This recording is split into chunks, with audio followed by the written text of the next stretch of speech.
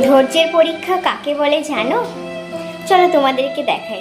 দেখো বন্ধুরা, আমি রান্না করছিলাম আর তার মাঝে এই খেলনাগুলো নিয়ে কিছুক্ষণ খেলা হলো। তারপর রান্নাঘরে দেখাচ্ছি, এখানে আলুগুলো ট্রেন লাইনের মতো সাজিয়ে ঝিকঝিক করতে করতে এখানে আলুগুলো সব ফেলে দিয়েছে, আলু পেঁয়াজ।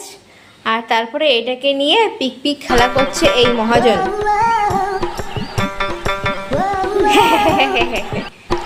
বাবা, কেমন কাজ করেছো তুমি?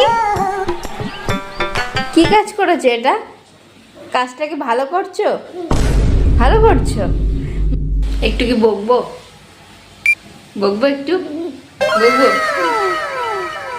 হাসতে হাসতে বকা খেতে রাজি আছে। মানে দেখছি সকাল থেকে মা আমাকে বকছে না, তাহলে ভালো কাজ করে ফেলছে, তাই এই কাজগুলো করে রেখে দিল। এইটাকে বলে ধৈর্যের পরীক্ষা।